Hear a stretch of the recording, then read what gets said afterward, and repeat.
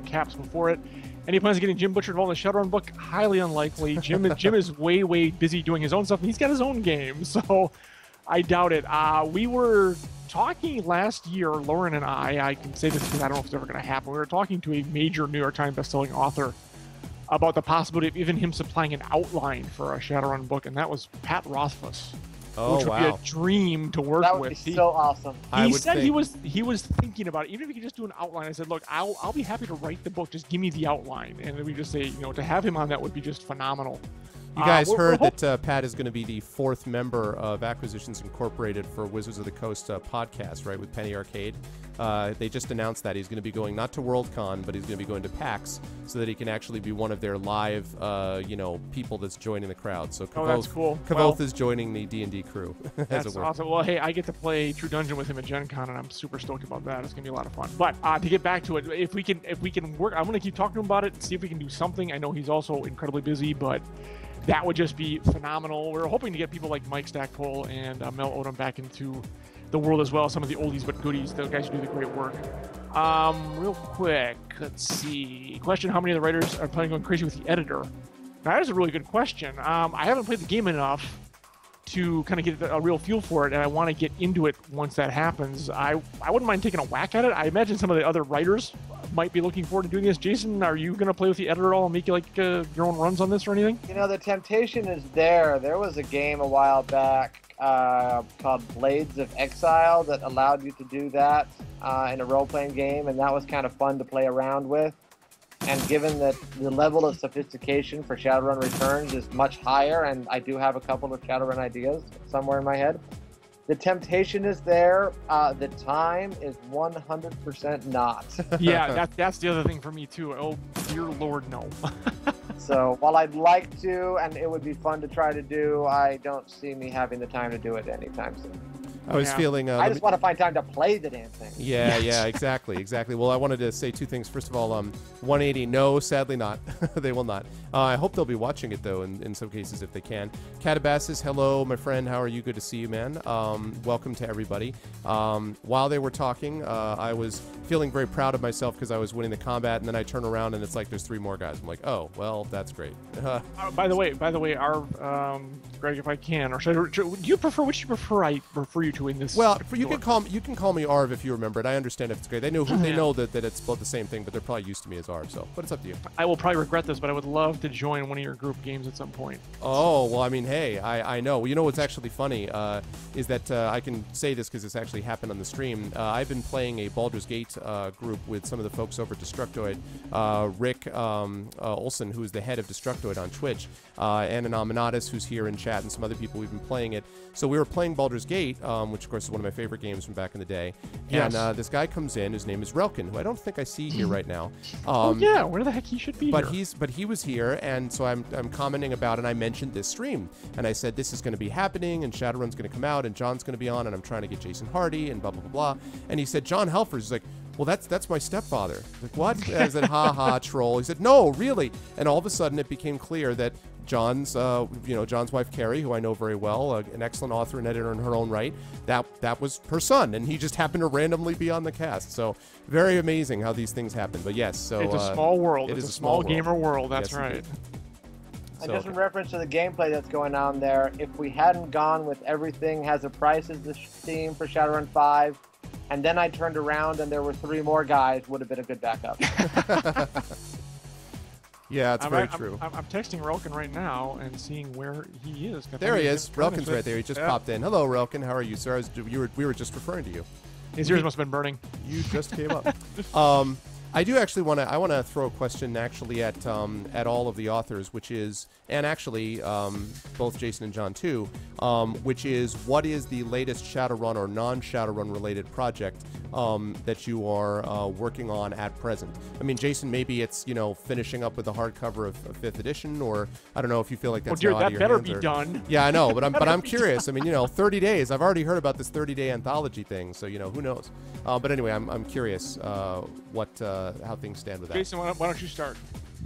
Yeah, the book is done, so the hardcover should be at Gen Con unless, lightning burns down Indianapolis or something. I don't know. The last thing I was working on when I stopped for lunch on my drive home, I checked my email and saw final edits for the demo kit version of the card building game, Shadowrun Crossfire, the deck building game. Okay. So that we made final edits to the rules and sent that to press. So we will have the demo kit of that going. So, and that's a big step on the way to getting the whole version of the game up. So that's going.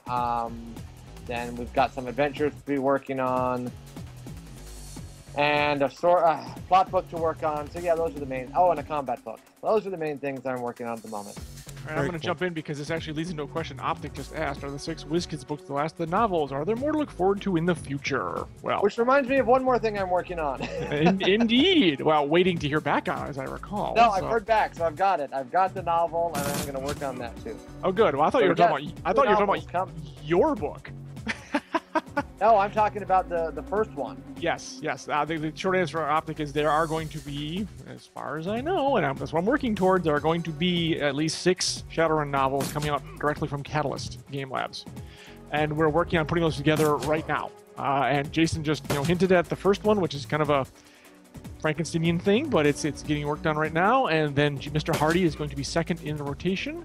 And Jason, did you push through that email for Russell like I asked? Is that ongoing? I didn't do it while I was gone, but that will be a high. Okay, no problem. Right, you're traveling. That's understood.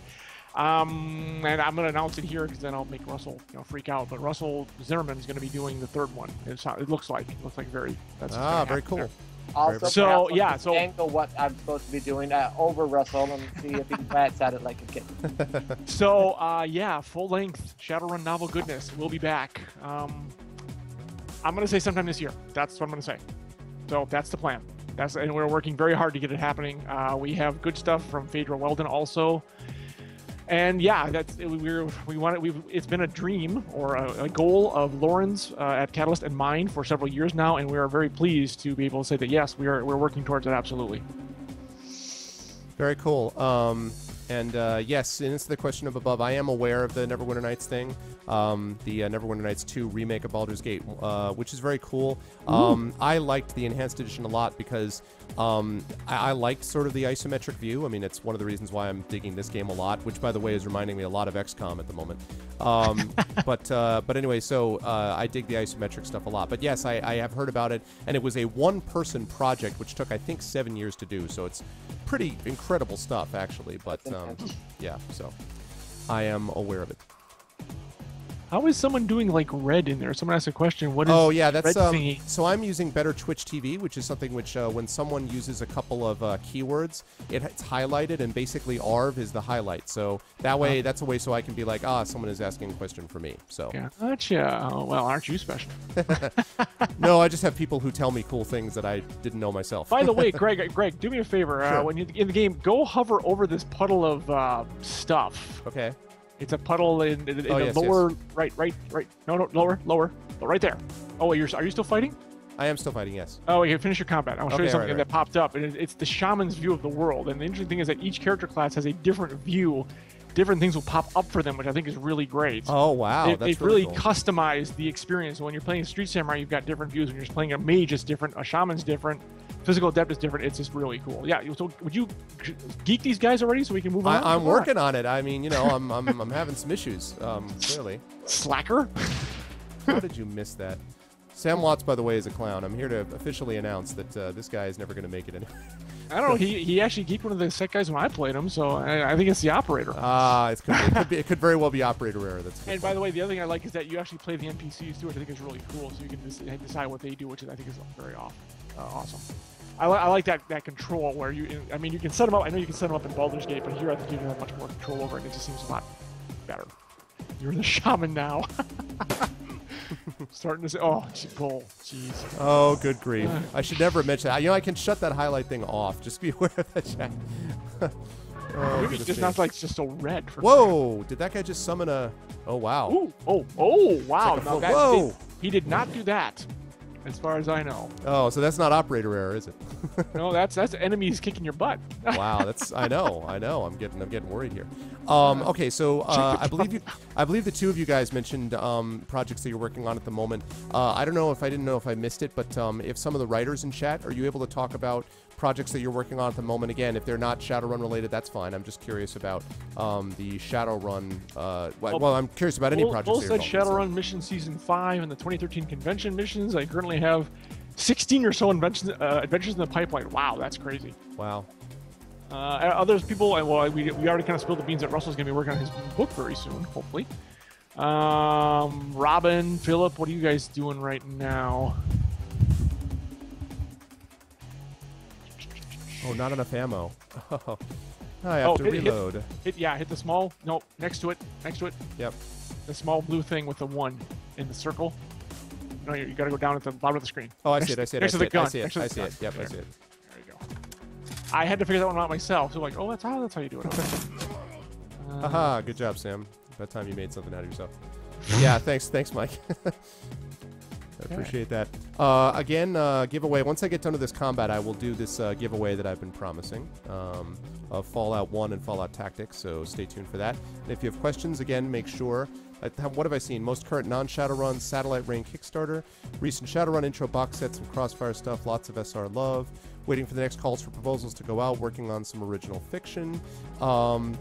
Let's see, same as Rad, I'll anxiously keep an eye on our inbox for project specs from the boss man. Yeah, you guys realize that you're paralleling life, right? I assume that John and Jason, as your corporate overlords, that you haven't noticed the delicious irony in asking you to write about this. I don't know if that's... Oh yeah, I got my fixer hat on. It was quite a lot of fun. Absolutely. I actually just recently joined the SR Freelancers forum, and I've been watching the very interesting talk going on. Jason, you'll have to clue me in when that SR Freelancers meeting is, because I'll definitely want to be there for that one at Gen Con. Yeah, I'll let you know. I'll tell you. Okay. I think I've got it figured out finally. Okay, good. Yeah. Good. What was going on? Someone asked a question. Oh, Super RPG Man said Neverwinter Nights.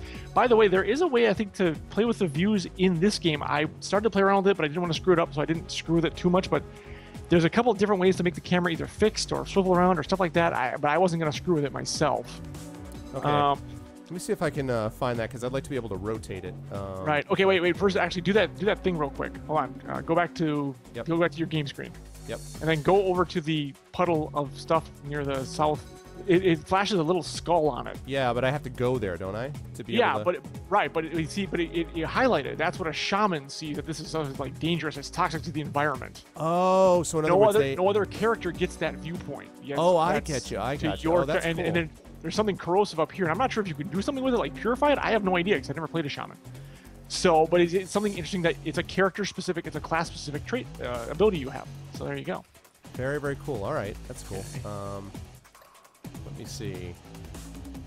The puddle.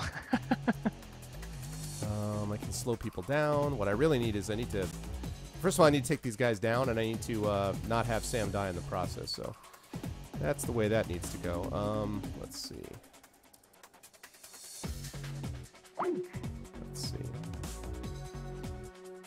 Oh yeah, why didn't you kill that guy yet? What the heck? Oh, I'm working on it, man. This is difficult stuff. They gave, for you guys, obviously they had a different, like there's clearly a Shadowrun Returns. There's a Shadowrun universe like editor, Shadowrun like difficulty level. For we got the connected easy to the one. game. Yeah, totally. Sure, yeah, totally. Exactly. That's how this goes down. So, Greg, how are you finding the gameplay? That's what I'm really curious about so far. I really like it a lot. I mean, I'm very used to it because of the XCOM thing. Are you just back up there? Right. So it's reminding me a lot in terms of cover and things like that. So I like that a lot. And I'm sure I'm doing things totally wrong, but I just need to just trying to get the hang of things as well. Jason, we're getting calls for you to shamelessly plug the intro box sets content, so you're on. Happy to do that. Intro box sets will have simplified rules and a nice game master book and a series of adventures and pre-generated characters and everything you need to just sit down and start running immediately right out of the gate. Sweet. And of course, Killer Fiction by Russell Zimmerman. Gotta put that. I saw there was a question about how that relates to the Runner's Toolkit. There will also be a toolkit. The Runner's Toolkit, the intro box set is kind of the very first step, you would take into the Shadowrun role-playing, tabletop role-playing arena. Then, if you like that, get the core book, and if you like the core book, immediately buy the Runner's Toolkit that will be updated for 5th edition, because that will give you a whole lot of tools that will help you run the game easier. Things like cheat sheets, reference books, guides for new game masters to help them see how they would use tests in different game situations, and of course the legendary packs, pre-generated auxiliary character kit system, which is a way to just pick a bunch of attributes, skills, and gear kits that go together and slap a character together in 10 or 15 minutes. So yeah, we'll be working on both of those. The intro box set is much farther along at this point than the 5th edition Runner's Toolkit. So look for it hopefully in the fall. Cool. You'd also like to gift the winner. Oh, super. I appreciate that very much. Absolutely. If we can make that happen, that would be great. Hey, Mojo. Good to see everybody who's here. I am just trying to finish up this combat without dying so that I can do this giveaway and we can continue with this. I'm really liking the combat, but as these guys are talking, they're like, oh, this is happening and this is happening. I'm like, how do I not die? How do I not die? How do I not die? You keep casting and shooting the bad guys until they're dead. Well, I know, but I have to heal myself, too. And your buddy, good thing you healed What's-Her-Face, because she's almost going to die there as well, so, yep. you know. I'm just going to run up to him and just hit him with a bat. That always works. There you go. Yeah, see, battle or for a the knife, head. actually, not a bat. Well, that works, too. Actually, you have the baseball bat is enabled on your character, so you got the bat. Congratulations. I've got the bat. All right, let's see. Should be able to shoot him. Why is an adventure? That's a great comment by Jason there. That's hilarious. Whoops. Guess I had not occurred to the thought that I could hit myself. That seems logical. There is, in fact, I can confirm there's friendly fire. I was just showing you all that friendly fire is a possibility. That's, boy, that's really funny. I've never been shot by my own guys yet. And I've been very close to getting that in one of the later adventures. I'm like sitting right next to the guy and they're blowing him away. Yeah, these are all new vistas, John, that I'm opening up for you. That's what I'm all about here. I guess. Okay, you hit me. I hope I do not miss you. I did not. Haha. Survive the Renraku strike team attack. You okay, there you Sam? go. That was a hell of a thing. Whew. All right. That was all part of the plan. Just wanted to make sure that everybody knew that was going on. To take a half hour to do it, really? Yeah.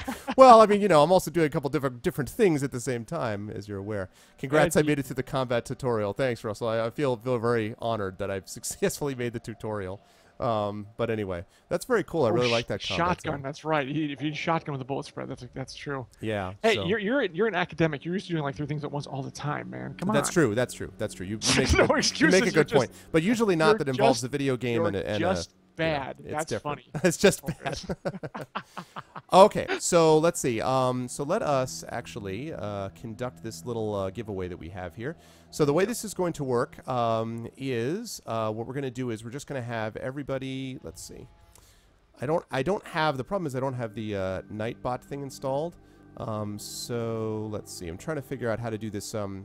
Because I actually haven't had a chance to do a giveaway thing before. No thanks on the giveaway thing. Let's see. Wondering what I can ask. Thinking I may do some kind of maybe like a Shadowrun. Let's do that. We could do some kind of like a Shadowrun trivia question, which means I'll leave the authors out of this. So we'll do some kind of a Shadowrun trivia question. I'll actually bring the guests in on this. What I will ask is for either John or Jason to come up with, and if you guys want to type to each other in the Skype window or whatever to come up with something, I'll ask you guys to come up with a basic Shadowrun trivia question for chat. And what you'll do is you'll throw that trivia question in chat, and then the person who is able to answer the question right first is going to win the giveaway. We're going to have a couple of giveaways, but there's going to be, this is going to be the first of those giveaways. And so they're going to think of a question to give you guys. So the authors are not going to be included, I'm afraid, in this, because that's, you know, that would not be fair. I'll bet Jason can probably come up with something that might, well, no, a lot of them are freelancers too. It probably wouldn't stump them, come to think of it, so. Yeah, so no stuff. We don't want questions that are, we want questions that, you know, basic knowledge of Shadowrun beyond like where does it take place, but you know. Oh, that's a good one. I think that's fine. I think that. Okay, so let me know. Right. So don't put it in there yet. Because that's a pretty big, yeah, that should work fine. That should be the ideal, I think, toughness, and then if the fans are, if it's too much for them, then we'll figure out something else. But I think that's a good introductory one because that's a fairly major thing that happened. Yeah. Well, the Guilt, the reason is that I don't have a bot set up on my channel, and I don't have an ability to do like a randomizer thing, and I'm not going to take like 65 separate names to do that. So, although I guess I could do. Well, let me think. I like Robin's. What is Lawfer's shoe size? Whatever he wants it to be. Depends on what form he's taking at the time. Yeah, but I don't use Chrome Guilt. I use Firefox. A lot of people entering aren't familiar with Shadowrun. All right. We're going to do it different then. You guys are fine. We'll do it a different way. Yeah, but I can't do a dice roll automatically through this. So I will do this differently. Instead, what I will do is, let me see. Yeah, well, I see random.org, but what does that have anything to do with that, Xanos? You pick a number. Everyone guesses it. The closest one wins. There you go. You could host the giveaway. Well, I'm sure he did, but I don't have it set up, though. 67-sided die. Let's see. Just typed in the names? What do you mean you just typed in the names? He just... Well, 67 of them? Okay, so I see what he did. So he highlighted it right. That's right. I remember now. All right, okay. I will do that. So I'm going to highlight these names that are in here right now. I'm going to highlight these names in here right now. And then, let's see. It's like watching over your shoulder as you work. It's breathtaking. Let's see. And then, what part of this did he go to, guys? Copy paste. Yeah, I did it. Yeah, Optic, I did from the viewer list. Yeah, I already did that. But I need to paste it. Where do I paste it though? Because I'm at the random.org, but where is the?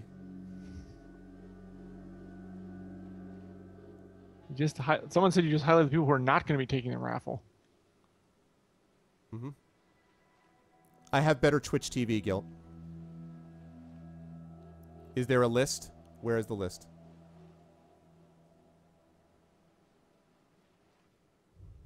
Random numbers. List randomizer. Okay, I got it. All right, let me take out the people that cannot participate, which is myself. And then if one of the authors wins, they will have to, as I said, give into it. So we will do it this way. Yes, make your computer plus logic roll. Okay, here we go. Let me pull up a screen region so you guys can see this. And make sure there's no, chicanery going on behind the scenes there, which of course there would not be. No, certainly not. Greg is as honest as the day is long. I am. And I certainly did not in any way pay him to say that. Let's see. Shh. Okay, let's pop that up right now. All right. I have now put in all the names. This is the way that Kata used to do it, I remember now. So I've put in all these names, and all of the people now are going to be in it. So we are now going to randomize. And the way it works is the person who is on the top of this list, right now it's Kale Sotobo, but we're going to randomize it. The person on this top of the list is going to win Fallout 1 and Fallout Tactics, and that's going to be done through Steam. So if you don't have Steam, then that's not going to work out. Since Steam is free, they shouldn't be too much of a problem. There should not be too much of a problem, but some people have a DRM issue and stuff like that. So, all right, here we go. Randomize.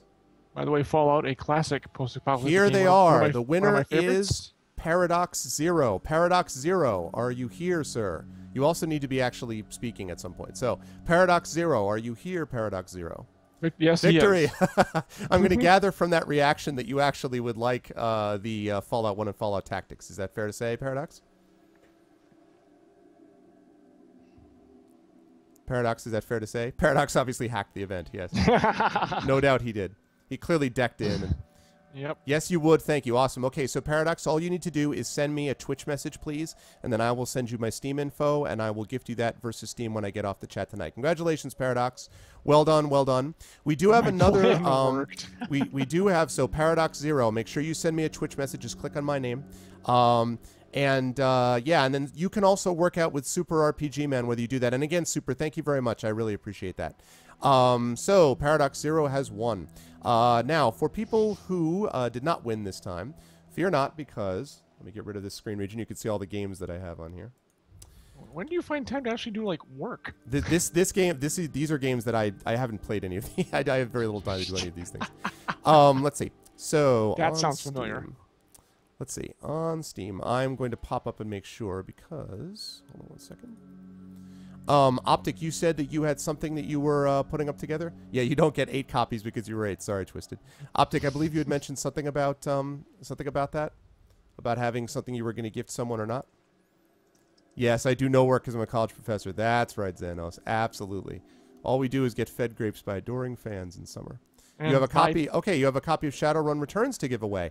That seems appropriate. Optic, so hold off on that, Optic. Don't do that yet. We're going to do that, and that'll be handled over through Optic's chat. Optic is also himself a streamer, so we will do that later on. So congratulations, Paradox. Thank you, guys. We will have another giveaway in a little while, but from right now, let's head back to the game and to the game and the questions. So the action, yes, exactly. Okay. So if people have questions that came up, please feel free to ask. We're up to mid-70s now, which is great. And if you have questions for either Jason Hardy from Catalyst Game Labs, who is the heading the Shadowrun RPG, or for John Helfers, who edited the Shadowrun Returns anthology and has also written in this universe and is a fine editor and author, or if you have questions for any of the authors in chat that have all popped up, which is awesome. Oh, okay, Optic. That's cool. I appreciate that. Well, in either way, we're going to do that in in a little while. If you have questions, just make sure to put question in capital letters, and please, target it at somebody. Question for Jason, question for John, or question for both. Or if you have a question for one of the authors, let them know. All right. Greg, you just got a shout out from Russell, who also works in academia. Oh, really, Russell? Yeah. What's up? How's the summer treating you, Russell?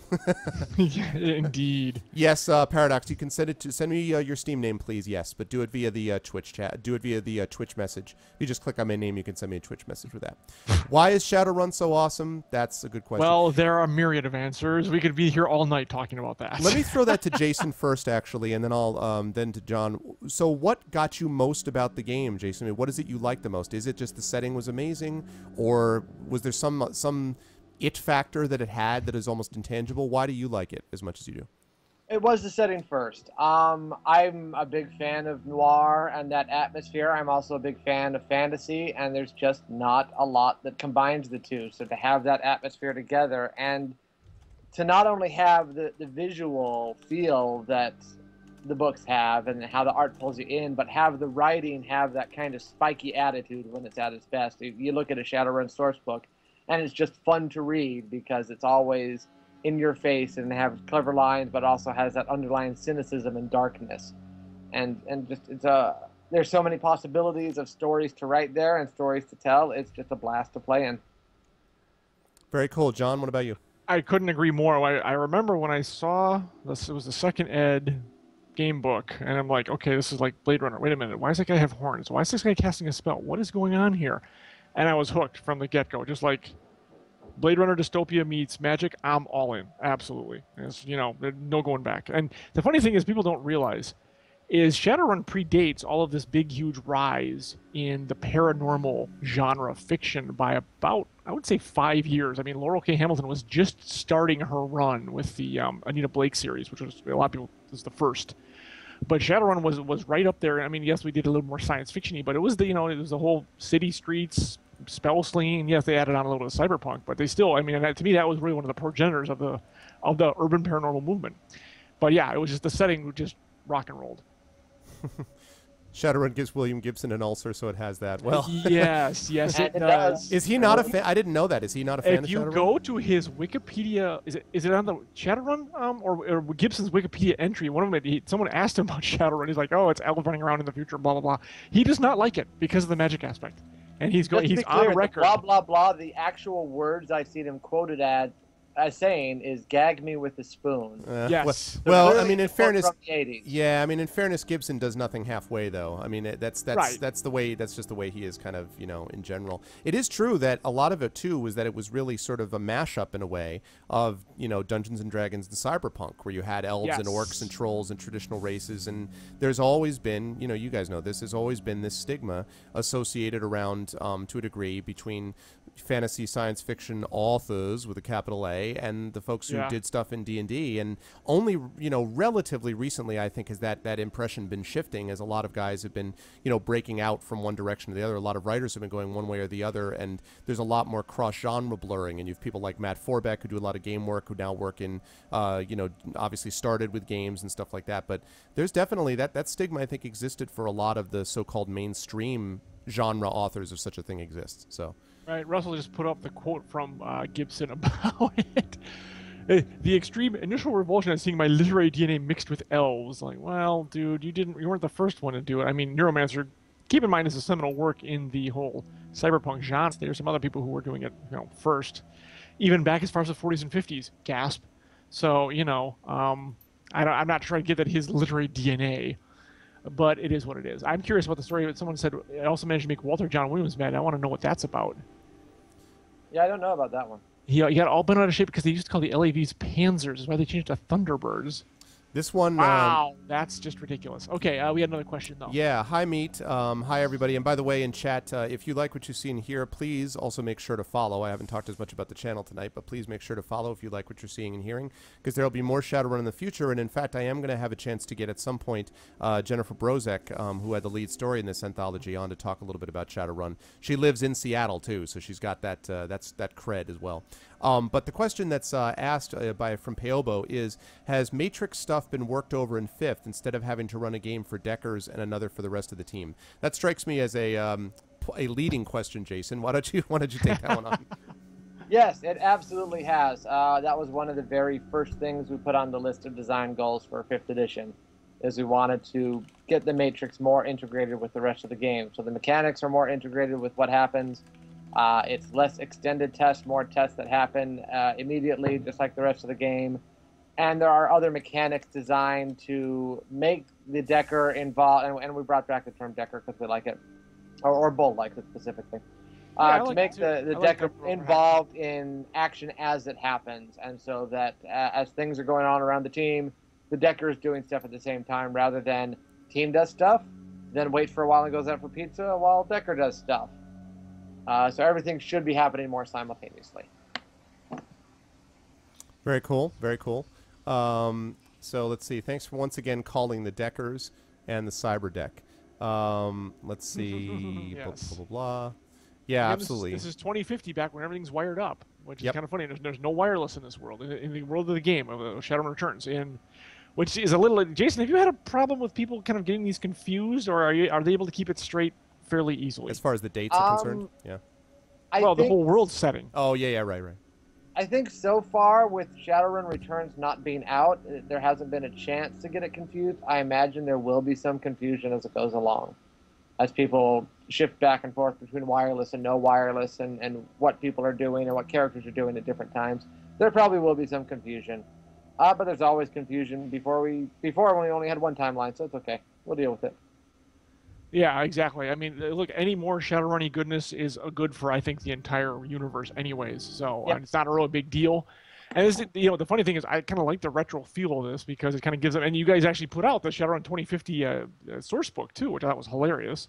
Which is like, hey, that was a pretty hilarious timing thing. We came up with the idea for the Shadowrun 2050 source book, and wrote it all up, and then a few months after, they announced that Shadowrun Returns was going to be set in the 2050 setting, and it came out. So that was a complete coincidence, but nice timing. Yeah. That was funny. I think you ought to claim that you actually were fully aware that that was what was going to happen. I think that would be, for extra. Yes, I had my still Jordan Weissman. Jason, Puppet Master Hardy. Yes, style points. Indeed. Just quickly, since I apparently am now investigating. So interestingly, I've been put on a murder case by the victim. So the guy had this thing set up so that when he gets killed, they would call me immediately, and if I succeed, then I will get 100,000 nuyen. Is that right? Is what I'm going to get in this insurance policy that he had. So I'm heading off to Seattle, which is appropriate. And it says, my plane hits the SeaTac tarmac with a jolt. Welcome to Seattle. The chilly northwest rain obscures your vision as you step onto the tarmac. Before long, you're sitting in the cramped backseat of a cab, following the signal from Sam's locator chip into the heart of the Redmond Barrens. Organ Grinders, a legal chop shop for body parts, whether from the living or the dead. If you're hurting bad enough for Nuyen, this is the place to sell a limb or an organ. That's tremendous. It's also a good place to dispose of an inconvenient body while making a little cash on the side. This franchise is the closest thing the Barrens has to a morgue. It seems this is where Sam Watt's body has ended up. You open the door and are assaulted by the smell of death and bleach. All right, a morgue. That's what I'm talking about. All right, big money, big prizes. You just have to live to collect. Big money, big prizes. Okay, so we got a question, which is there going to be a Shadowrun 2050 revision for 5th edition? I don't know. That is not in the cards at the moment. We'll see how things go going forward, so I can't say for sure.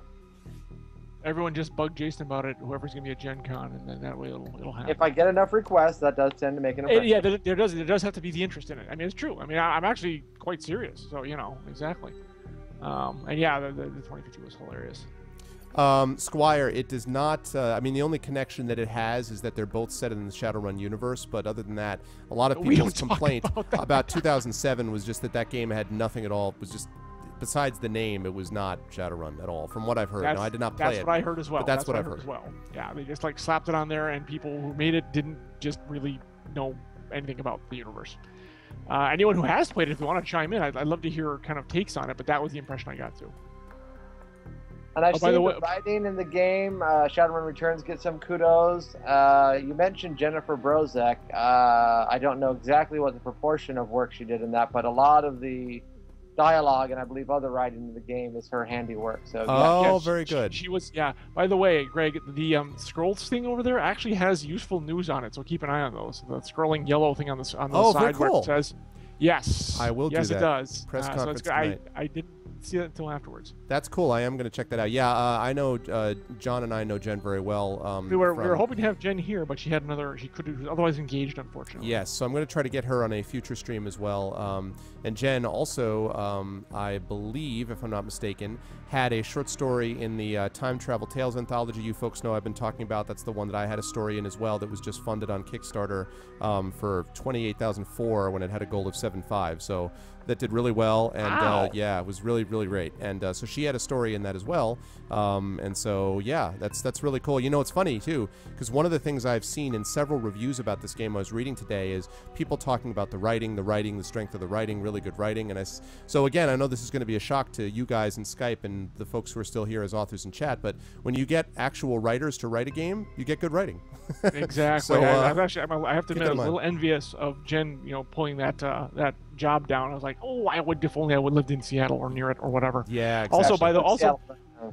By the way, I have she's doing the second novella, and I have the draft of that. I'm going to be starting work on that too, so that's going to be coming out hopefully, I'm going to say soon.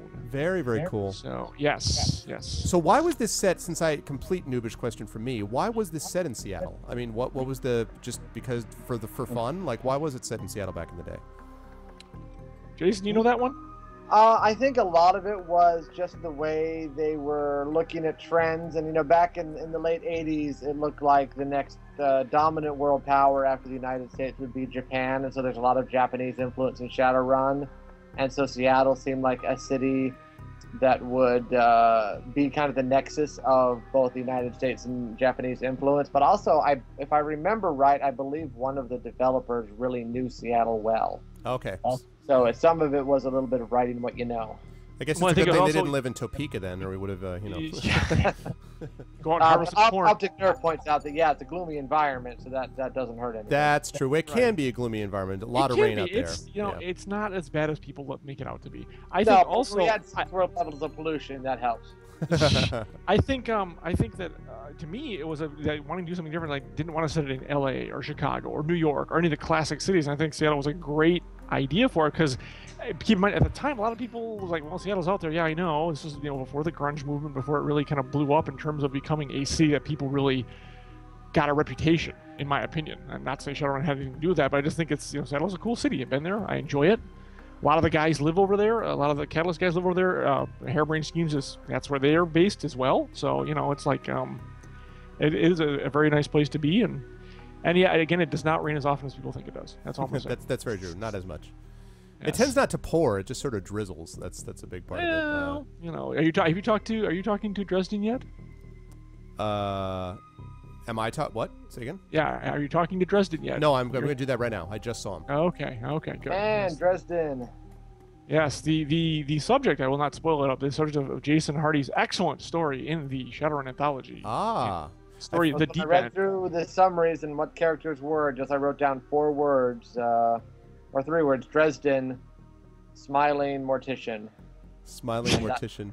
His And broad you grin see- says, I There love was- my job. A little more that you'd want or expect from someone in the chop shop trade. Something kindly in his eyes, though, may just be a stray reflection of chrome and surgical tools.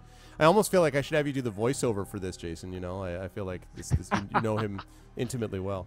That would be a bad idea. So let me ask then, as you were thinking about this, you guys knew about the plot first. These characters, are any of these characters sort of like canon, you know, within the Shadowrun canon, or were they created somewhat from whole cloth? I mean, how did you get, you know, how much guidance did you have other than the plot? How much guidance did you have from the game about how to write the stories? In case people came in late and know what I'm talking about, the anthology, which comes with the game, if you pre-ordered the deluxe edition, has the writers writing stories for it based upon characters that you find in the game. And Jason Hardy, who's on with us right now, is the person who wrote the Dresden story. So I'm wondering how much guidance you received beyond just the plot. A fair amount. The character of Dresden existed and had certain personality traits already set, and I know that there's some back and forth when I drafted the story up, making sure it fit with what was going on in the game, both plot-wise and character-wise. So they had a pretty clear vision of what the characters were going to be and where they wanted things to go. So they made sure things fit. You asked before if it was canon and non-canon characters. Right. It's a mix. A lot of them are non-canon, but I believe there are canon characters that you will encounter in some way, shape, or form in the course of the game. Okay, very cool. So you had some freedom then a little bit, Jason, to kind of construct this guy the way you wanted, essentially. Yeah, some degree, yeah. As long as it's consistent with what they wanted to do. Right. Yeah, we were a little more direct path into the game than some other stories might have. I don't know, so that made that put a little constraint because I couldn't conflict with what they were doing. How long a story, by the way? Stories in general were you, John? Were you asking for like what per story? Well, I was asking around 5, Jason. That guy always runs over, but it was worth it. It was worth every single word. They're supposed to be about 5,000 words. Some were a little shorter. Most were longer. But most people came in around there, so okay. And it just all worked out. But let me jump onto what Jason said. It's true. When we first started the anthology project, they were really concerned about being careful not to give away spoilers. And I think in a lot of ways, I think that we don't do that a ton. And there's certainly things that are mentioned that are peripheral. There's some backstories, like Evolution, the Bertolo story is a complete backstory one about the guy you're going to be encountering in a little bit. Actually, you're going to be encountering in about 2 minutes. It's Officer McCluskey. But as it went on and the stories came in and they were so good, we're just like, well, Jason's does tie into the plot. There's no two ways about it. And so if you read it, but you're not going to get anything that's like, oh, this is a key to it necessarily, But Jordan did put in the disclaimer at the beginning just to make sure, because you wanted to make sure that no one, didn't want to ruin the game experience by reading the stories first. But I think like I said in the beginning, I think it just enhances the experience just so much more. Very cool. Just one thing I wanted to quickly respond to. Super, I don't know. It really kind of depends on what John and Jason want to do. They are both slightly... Jason, you're not Eastern. You're out west, right? Where are you? I'm in the Midwest. I'm actually in Chicago, just below John. Okay, so you guys are in the same thing. So they're an hour behind me, so it's about 10 o'clock my time. We are going to do the other giveaway probably about 15 minutes to a half hour, probably a half hour from now or so. These guys, I only asked them to be on for an hour, but I told them that they could be on as long as they're willing to go. So we have, about 71 or 72 people right now that are asking questions. So as long as they're willing to ask you questions, as long as they're willing to answer questions, that's up to them. At some point, I'm sure they will say, I'm sorry, but I got to get going, and that will be totally fine because they've been more than generous with their time. So it's basically up to them. And yes, please don't spoil anything for me because I have totally fresh. But that's fine. You have one spoiler for me. This game is awesome. How dare you spoil? No, that's very cool. It seems pretty awesome. So that's good stuff. So right, on we go with the questions if you folks have them. This is the time to ask them.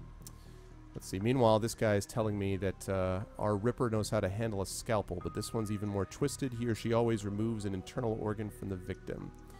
I don't think I should say delicious, a trophy hunter. I'll just do the sort of neutral and. Watt's liver was clearly cut out. Whiz, I'm going to assume that's something I missed. Question, when is the anthology coming out? Well, actually, more nachos, the anthology already came out through the, I believe, right, John? Actually, you should answer this question. Yes, I can and will. Here's the thing. If you kickstarted and you were at a level where you got the anthology, I think it was like, I want to say $60 and above, then you get a PDF file. If you went higher, you get a hardcover. The only problem is we couldn't work out a way to get, at this time at least, we could not work out a way to get any kind of like a trade edition. Catalyst tried to work with HPS. It just wasn't possible. HBS, sorry. It just wasn't possible in the time frame to get it done. I'm hoping it'll be brought out at some point, at least even in a PDF, if it does a PDF on like Drive Through RPG or Amazon, because the other people who deserve, I think, it's, not just the Kickstarters, I think other people deserve to see it. It's a great anthology, and I'm hoping that it will come out for just someone can just come in and buy it for $8-10 or whatever, and have it that way, because it's awesome. So I don't know if there's any. I'm going to talk to the guys at Catalyst about it and see if there's any way, or even talk to Jordan and say, do you have any plans to do this? Because I think the authors deserve to have that wider stream, and like I said, the more Shadowrunning goodness that's out there, the better. The better. That's why I take it. Okay. And I just want to give a shout out. A few people who've looked at the anthology have said how nice it looks. And so I want to give a shout out to our layout guy, Matt Hewitt, who does. Oh God, yes, stuff. He is just incredible. I think that guy can take like a brown paper bag and like crayon scribblings and make something phenomenal out of it. He's amazing. He's amazing. Thank you, Russell. It's as good as it does. And Bull has a question for you, John, about do you know if they plan to do an EPUB or Mobi version? Good question. Good question. My answer is gonna be I have no idea. I have no idea, unfortunately. And I really want this. I mean, you guys, everyone worked really hard on this. I really want it to be out to a wider audience, the widest possible. But I don't know. So, and it's annoying to me too. I mean, I'm pleased to be a part of it. It was a lot of fun, a lot of stress, but a lot of fun. But I want this to be out to other people. I want this to be, it is a great intro with the game. I want people to be able to, like, oh, there's an anthology? Because now the Kickstarter's over, those who bought the game are like, well, what's this anthology I hear about, but I can't get my hands on? It's like, that's kind of silly. So I'm hoping they're going to, you need to write another one. There you go. Yeah, Russell has the right answer. We'll just do another one. Exactly. Yeah, maybe I can give you more than like 3 weeks to do it too. But why? But why? That's true. I do get good work out of you guys if I only give you maybe I'll give you 2 weeks this time. And then if I give you 1 week, I'll have diamonds, every single one of them. Yeah, we need more degree of difficulty attempts here. I think is very important as well. Let's see. All right, so I'm meeting this guy that you told me I was going to meet, John. This McCluskey guy, or Jason. Oh yeah. You might have been the one. Nope, I did. I said him. Yes, McCluskey. Here's a face you can love. Towering over the middle Carter. Boldrek says on Steam you can get the anthology with a deluxe digital version. Yes, Bolt. Dear God, I'm never going to live this down, am I? Yes, Bull, I will certainly remember. If I had been on the forums, I would have put it out to everyone on there, but unfortunately I did not know about them yet, so I had to go to the people I could get a hold of ASAP. But look, I'd love to do another anthology. I have plans to do another anthology, and I'm hoping I'll be able to do one. So, but that means everyone has to talk up like A Spells in Chrome, the first anthology that came out in 2010, and you should put a link to that, John. You should put a link to Spells in Chrome. In the site. I think I will. And Nachos, yes, the anthology came with backers for this game. That's what this is, one of the stretch goals, I guess, or one of the just a higher pledge levels, I guess. It was a higher pledge level, I think. It wasn't. It may have been a stretch goal. I'm not really sure. I'm gonna go and get that. I'm gonna get that link right now because that's a good point. Super just asked a question which will cause the authors to attack each other savagely. What's your most recommendable story within the anthology? Then later on, then right after that, Super then says something which is of course what he really meant, which is the best starting point for those in the room. But I'm just gonna get rid of that and just say, so which is the best story in the antho, guys? 2 authors enter, 1 author leaves. Exactly. Before any other authors answer, remember that I have a large voice in deciding what work you get. He actually says, what's the best starting point for those in the room that generally don't read anything text only? That's, of course, what he really meant. So, again, it's kind of like, what's the best story intro, I guess, into the universe? Actually, you know what? I'm going to leap in there and say it's best. I organized them from time-wise earliest to latest. So really, you can start with Jennifer Brozak's, which is a major character as a child, and just roll right through it. Okay. You can go in order. There's no I didn't mix it up. I wanted it a specific order to bring these characters, in, and so that's why I did it that way. So there you go. Spells and So this guy's trying to get info about the killer as well while I'm just standing by there. By the way, I also just rifled through the guy's evidence bag because that's how I roll. So. Oh, I think I missed that when I went in there. Damn it! I'll have to go back there. Yes. Right. Spells and Chrome is the anthology. This guy is a cop, by the way, Greg. Yes, I can tell. Yes. I know. I got that impression. Spells and Chrome is the anthology that that's why I did this from behind the curtain before he could say anything. Spells and Chrome is the anthology that came out to promote 4th edition Shadowrun, but it is not the anthology that came with this. That is an earlier anthology that John did, and then so that's what we did before. Yeah, that came out in 2010. It won the ENnie Award. No, the ENnie Award. It won the ENnie Award for best game-related project, and I'm very thrilled about that. Mm-hmm. Still haven't got my faceplate. Oh wait, what was it? It's an Origins Award. Origins Award. Sorry, the Origins Award. Yes. Okay, I am still very happy. That's right. And yeah, thank you everyone for the congratulations. Absolutely. So yes, you should have bought it even if there wasn't a Stackpole story in there, for crying out loud. Sheesh. Someone said there's a Stackpole story there. Maybe I should have bought that one after all.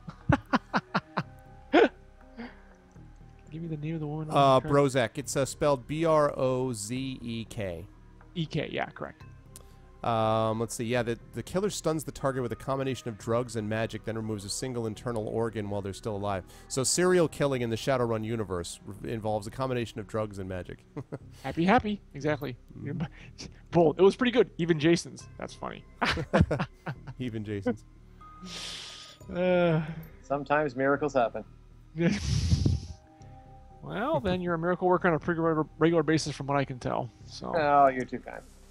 That's not the same anthology. Yeah, that's true. The abstruse one is right. That's not the same anthology as Backers Deluxe Purchasers get. He's absolutely correct. There's a different one that is more Shadowrun short story goodness, though. Absolutely. If you like short fiction, then Spells and Chrome is another Shadowrun anthology that people should pick up. And I do mean that, seriously. So.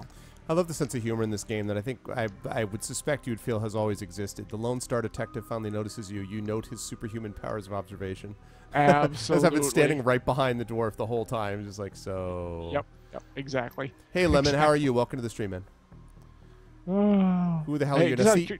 Oh, I'm sorry. I was just going to say, so here's an example. This is the first time I've run into this. If I had a higher strength, I could have chosen this none of your business, but I don't, so I'm just kind of like,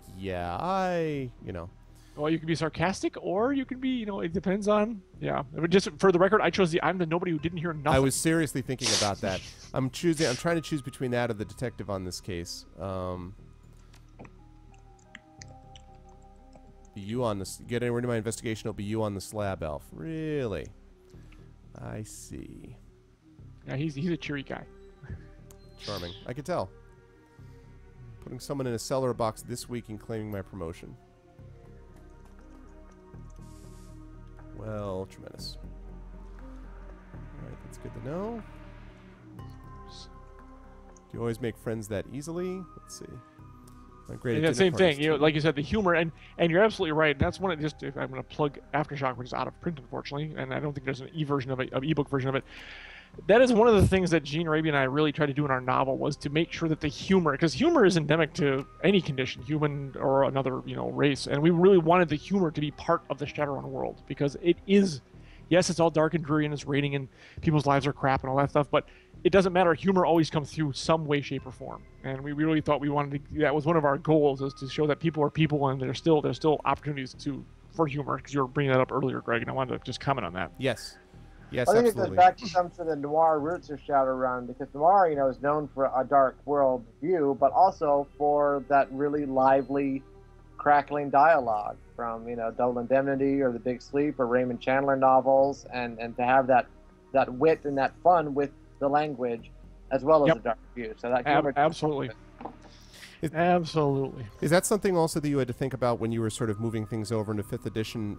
One of the objections, since I don't have any Wizards of the Coast folks on, we can talk about the fact that although I did like 4th edition, I understood the series of D&D. I understood the serious flaws that it had, and one of the people's objections to it was that it had 4th edition just felt like a vastly different game, not just in terms of its mechanics, but really in the emphasis, the focus had just gone, made it into a tabletop miniatures game rather than the sort of theater of the mind stuff, which it always was before. So I'm curious, Jason, for you, when you were working on 5th edition here, did you have to think about, I mean, how much did you play in, not just the feel of the world, but also how to sort of represent that in character development and the like? Like, did you have to think about things like how to represent a sense of humor in the way the world is presented, whether it be, you know, backstory, you know, entries, encyclopedia entries on various places and things? Like, I wonder, or was most of that sort of addressed before this, and so you just had to make sure you didn't foul it up in 5e?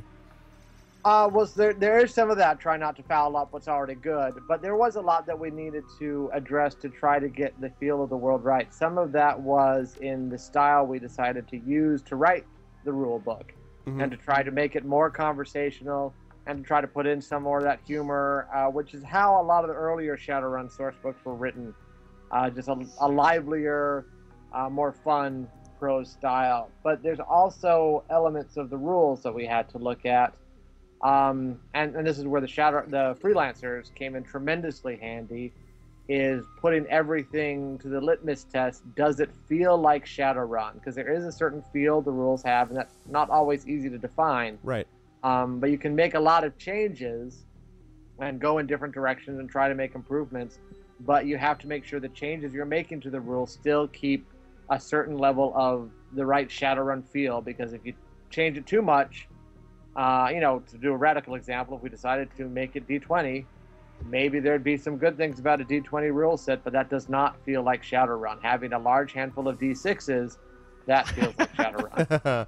That's something we talked about as well, John. I've had you on Speculate before, and we talked a little bit about getting the feel of something right. So what was your sort of kind of mantra on that? When you got a story, were there stories that you had to send back and be like, this doesn't feel right, or reject out of hand? I mean, obviously you have to bring up names, but like you know, or did that not come up because all these wonderful freelancers in chat are so awesome that, you know, that didn't happen? This is interesting, and the freelancers in chat and those who didn't make it are awesome. But now this is interesting, and I will not name names, but this is interesting. I was approached by a writer while I was on the coast doing a workshop, and she said, hey, I understand you're doing something. Is there any room? I said, well, yeah, I've got, you know, let's talk. And they and I worked out a story, and she wrote it. And I'll say she, screw it. But that's all I'm going to go.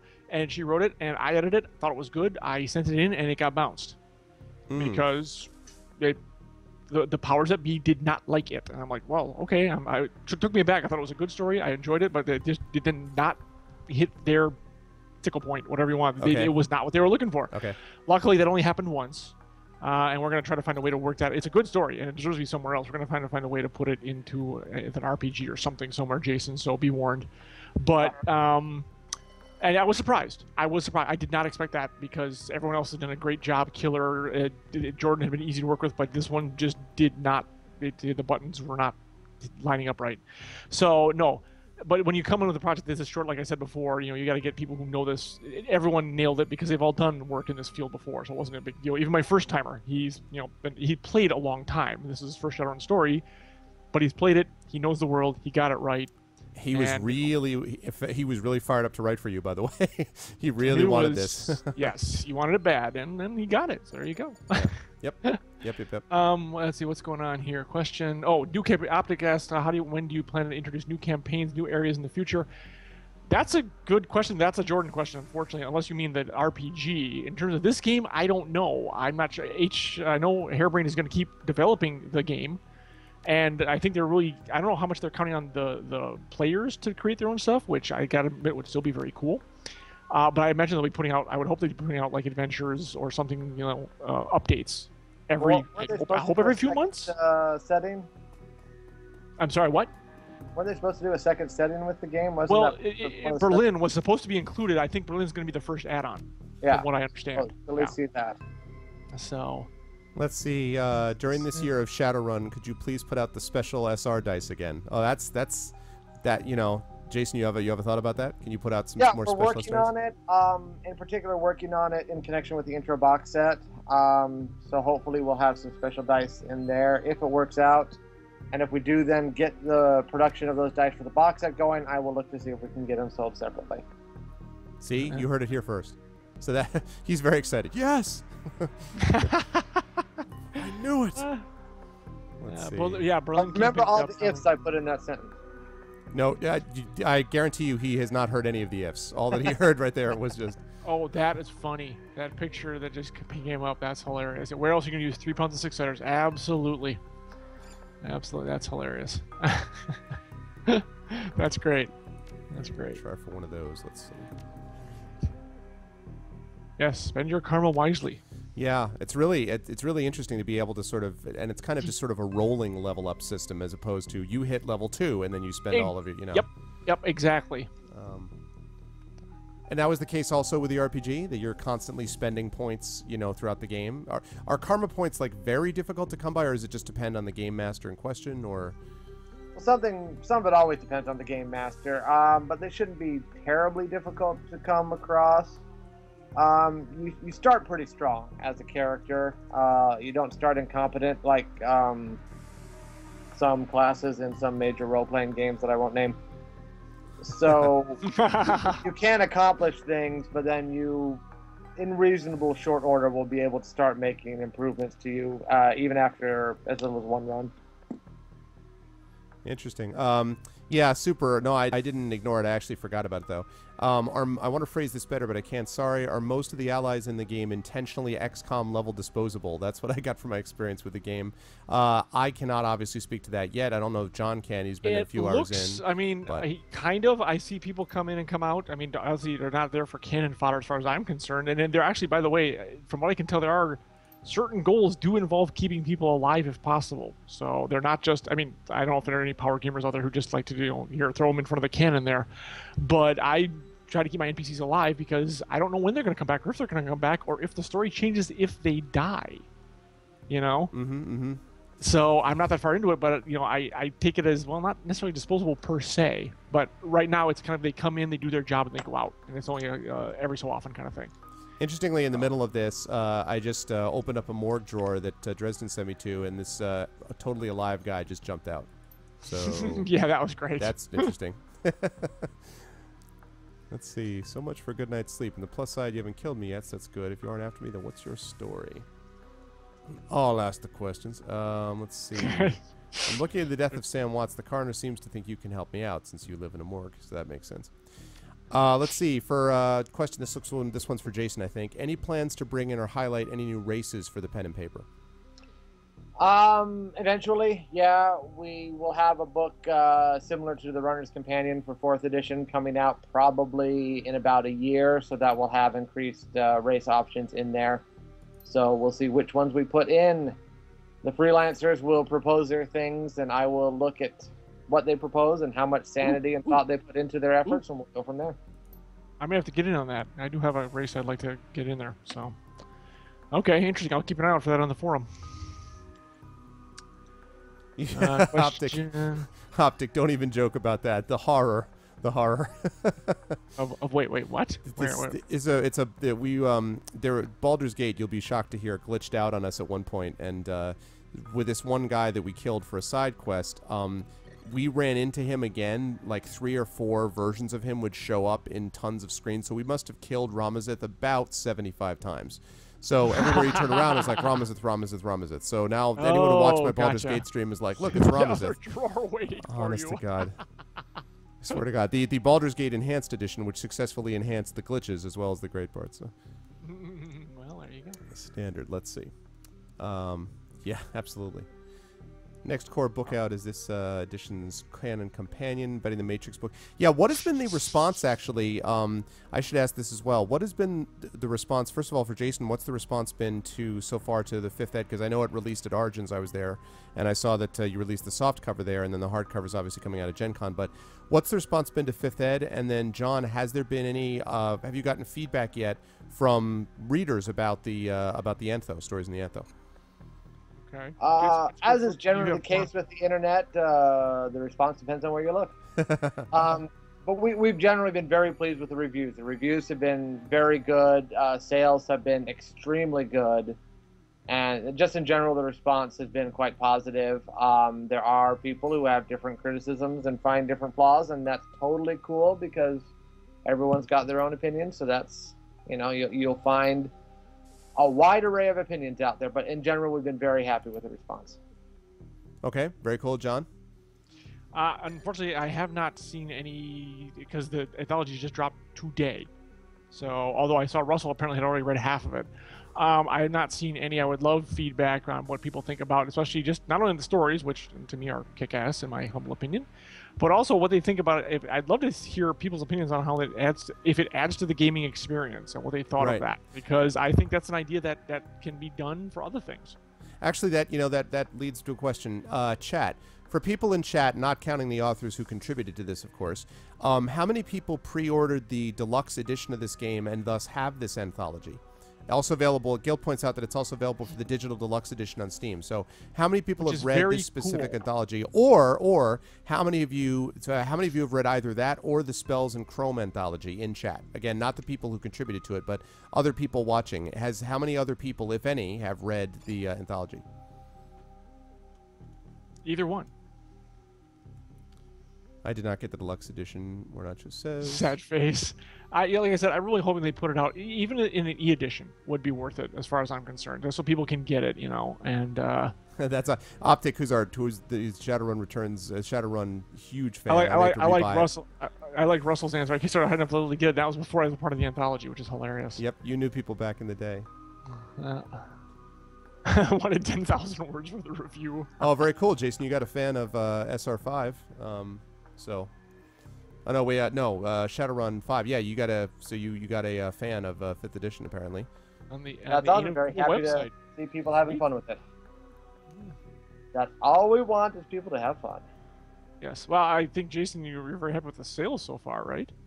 Yeah, we set a record at Drive-Thru RPG for best first week ever by a product, and set that record by a wide margin.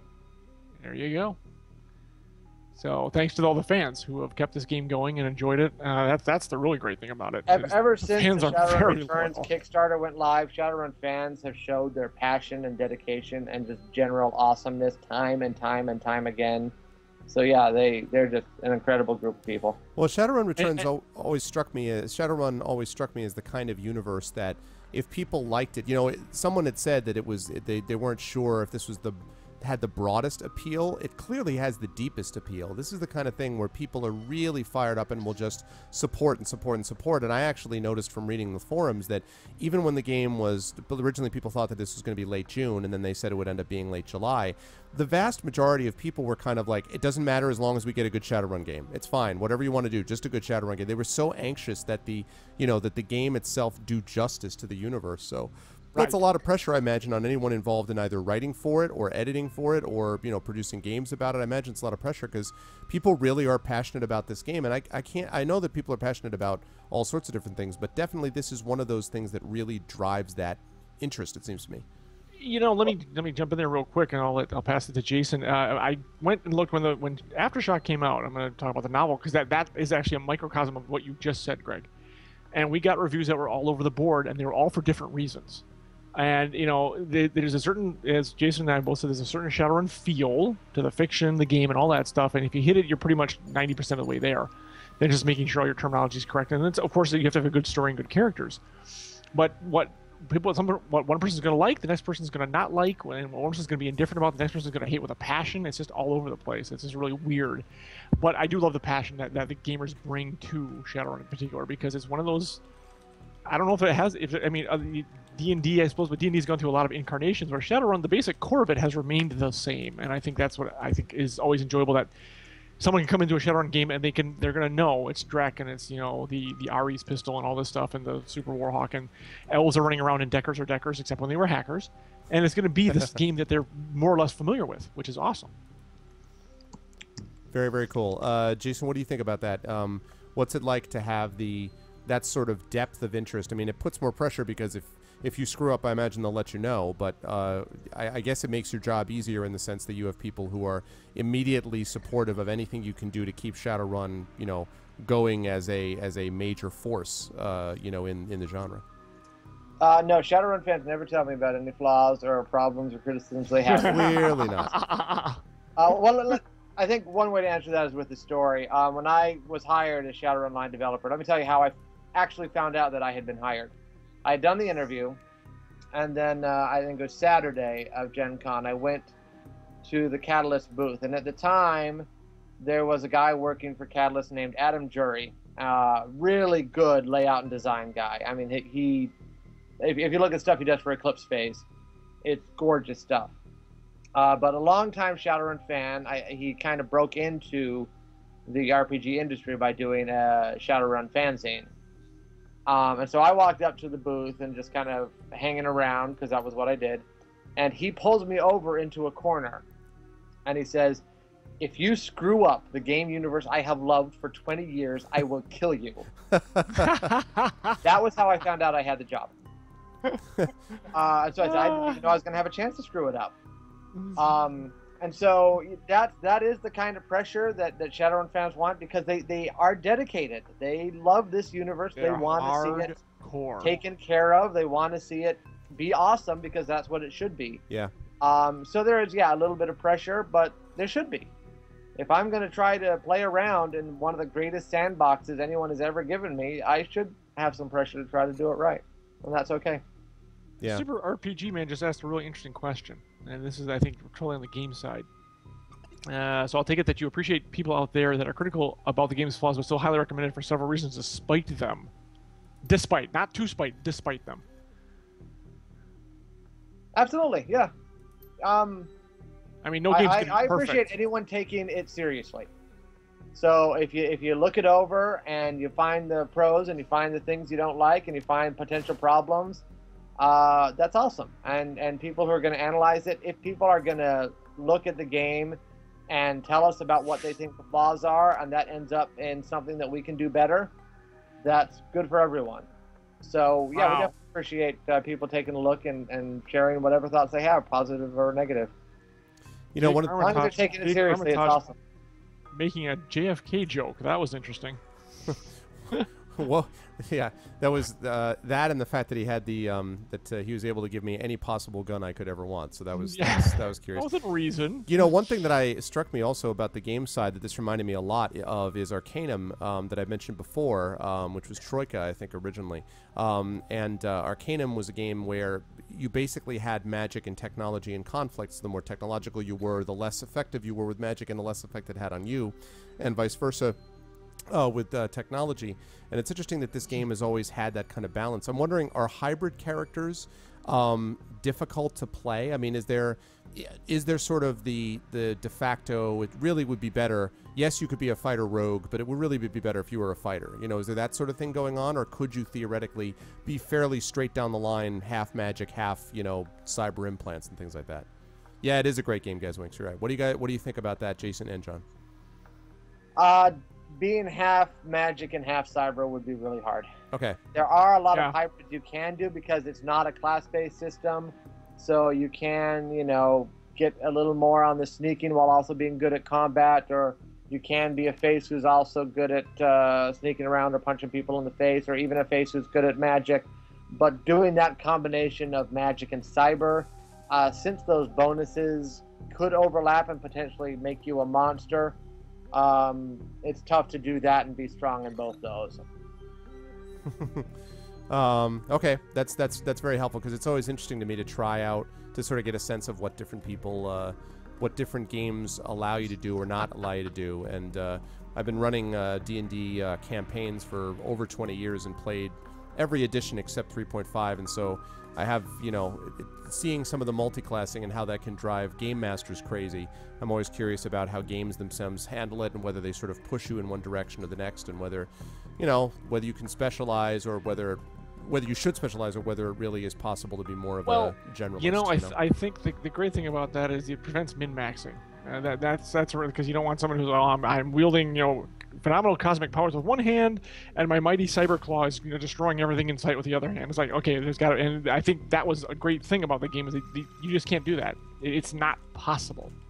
Okay, to do that kind of combo. And as Jason said, and I agree with, there's certainly enough character creativity and byplay to play a wide variety of whatever you want to do. Absolutely.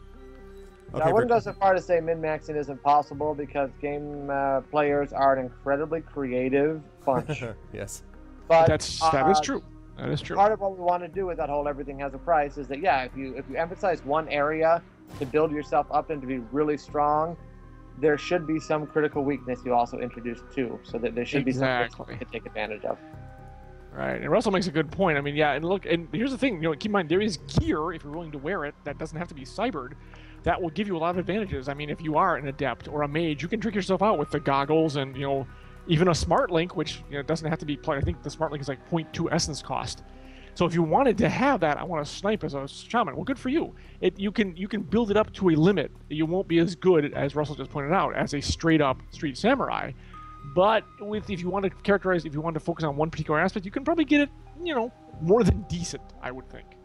Yeah, there's a lot of options out there. So that's one of the great things about Shadowrun, in my opinion, is that there are tons of character options. We give you like 16 archetypes in the core book, but that's just a sampling of what you can do. You can build anything and customize it and fill whatever niche you think you can do and have fun with it.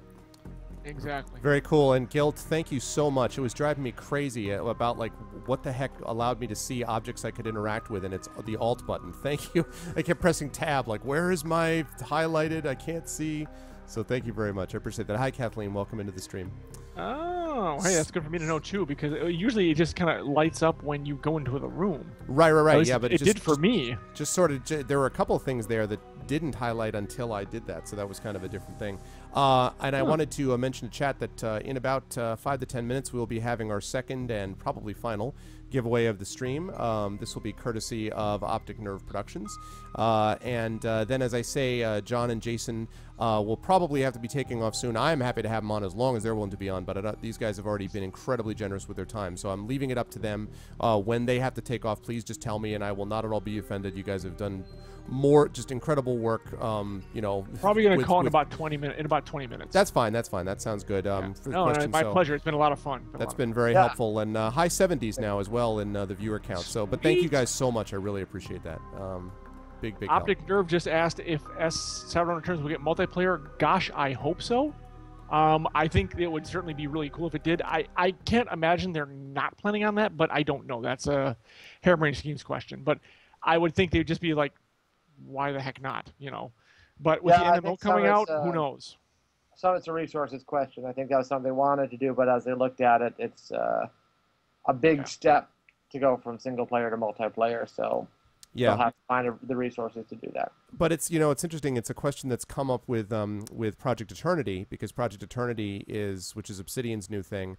They've been very clear is not going to be multiplayer, and there's been this sort of discussion on the forums about, well, that's good because we don't want to waste resources on it. And I have to say, had I been asked this question maybe 4 or 5 months ago, I would have agreed and I would have said yes, because in a way, Twitch TV, what we're participating in right now, is a way to make single player games multiplayer. In a way, this is sort of what I used to do when I was a kid, and I would go over to my friend's house and we'd be playing a Nintendo and watching a single player game and going, oh, do this or try this or whatever. That kind of is what Twitch TV represents. But since I've been doing the Baldur's Gate stream, which has been an incredible blast, it's been really amazing to it just reminded me again about how much fun it is playing multiplayer with people. This is why, of course, why I like board gaming. I love coming to Gen Con, not just because I've been in the Writers' Symposium there, as John knows, for a long time, but it's not just the writing side. It's also the fact that it's fun to play games with people, and I don't have a lot of time to do it, and people move away, and it's hard to organize and coordinate. I'm sure we could all tell those same kind of stories, and having the chance to do it with a group of people is a big thing. So I would like them to do that, and everyone, you guys can tell me more about this than I could. Everyone says that Shadowrun has always been about a team approach, right? And so if that's true, it seems to me that this would be perfectly suited for that if they can do it down the line. Is that fair to say that this has never been like a lone wolf type of game, if you follow what I mean? I would say so, that it's a team. It's definitely the team. Each member brings their own skill set, et cetera, et cetera. But Jason, I'm sure can talk about that more. Yeah, I think it absolutely is at the core of the Shadowrun experience, is having a team with a diverse group of skills coming together and working together. When you have the archetypical Shadowrun story, it is a group of people supporting each other. So I think that's a key part of the experience. And so it would be great to have multiplayer. And hopefully, someone did mention Shadowrun Online in the chat, which will be a browser-based game and will be more multiplayer-oriented, and that should be hopefully coming out late 2013. And so it'll give you a little more feel for the team experience, which is a great part of the game. Very cool. Bull answered Super RPG Man's question about how come all the other characters are stationary. I think it's just, I think Bull answered it very well. It's a matter of budget. I'm sure they would have liked to have them all at least move around or be more like alive. But when you're doing this on, I mean, one would think that 1.8 million would be a nice budget for a game, but you know, there's a whole lot of work that goes into this, and some little tweaks that we'd love to have. Like I was saying earlier, that I'd really like to hear the rain coming down. Well, we don't get that. But I'll take this story any day of the week over the little nitty things that aren't in there. So it would be a perfect experience. You know, I'm just glad this is out. I'm glad it's here.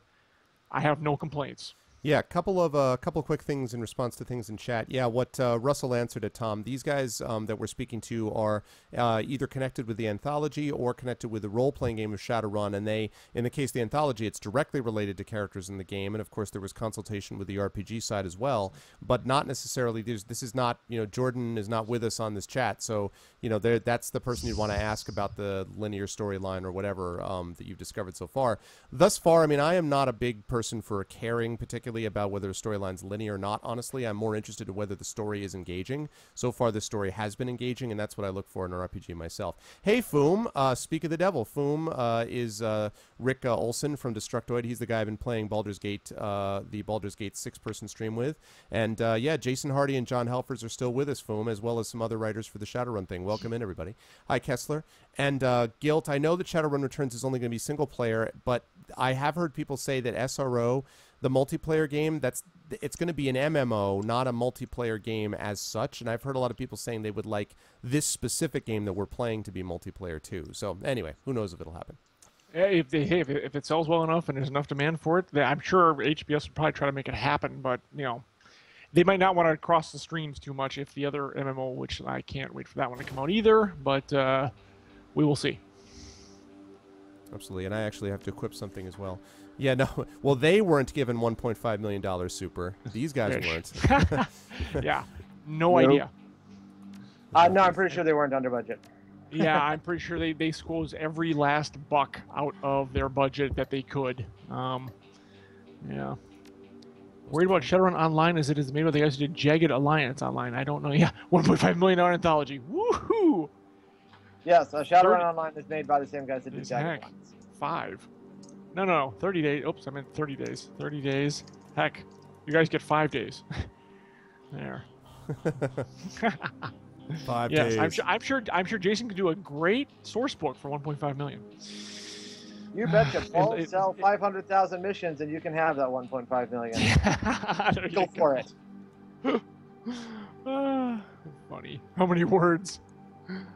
Oh, that's a hoot. Yeah, just really impressed with the details, the art design in this game. Again, this is the third time that I'm saying it, but just really impressed with some of the details. It feels just, again, very clean, very crisp.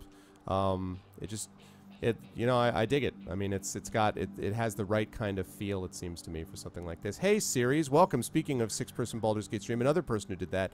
Yeah, welcome into the stream, man, and Foom's here as well. Foom will show you some amazing photos of his vacation. Yes, yes, indeed. Guild brings up a good point that, hey, you know, if you don't like this one, make your own. Yep. It's true. You know, make your own. Get the editors out, make your own adventure, and show these fools at HBS how it's done. I heard somebody say, actually, I heard someone say that there's something like 10 or 11 campaigns already out. I mean, I can't...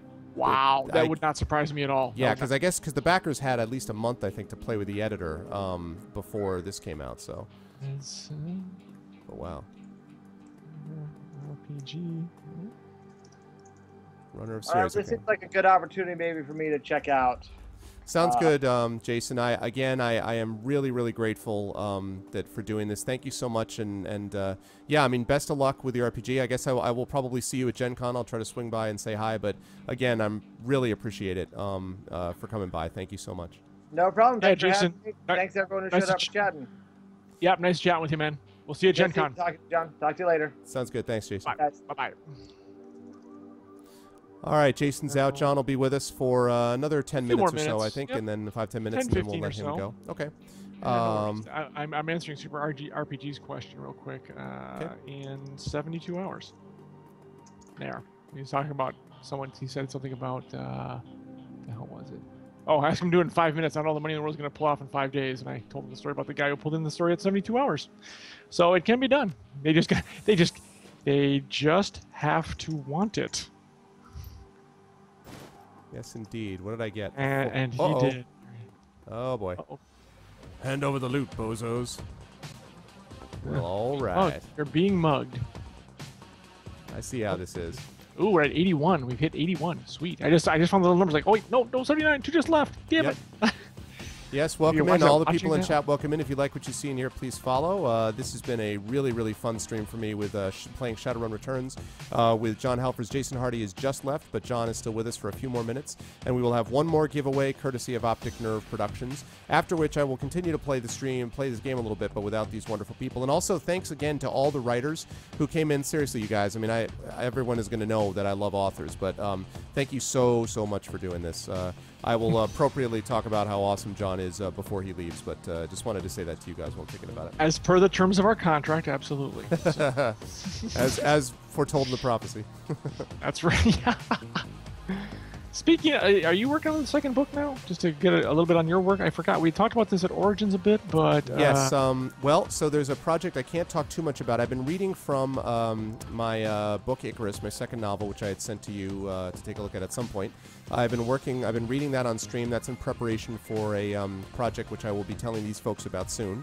My third novel is out on submission to various places, and I am working on my fourth. But the next thing, we do have another anthology based on the one that we did this year. That Time Travel Tales Kickstarter. It's going to be another Kickstarter for Heroes, which was the anthology that came out this year. That's going to be starting soon, and a couple of other projects that I'm not at liberty to mention. So I have to be kind of mysterious about it, but soon. Yeah, no, I understand. I got to email Kelly about the library next year for Origins. Yes. Definitely, you're in like Flynn for sure. So thanks guys for stopping by. Let me just hold on, John. You're buzzing again. Let me get you in and out for a second. Yeah, no.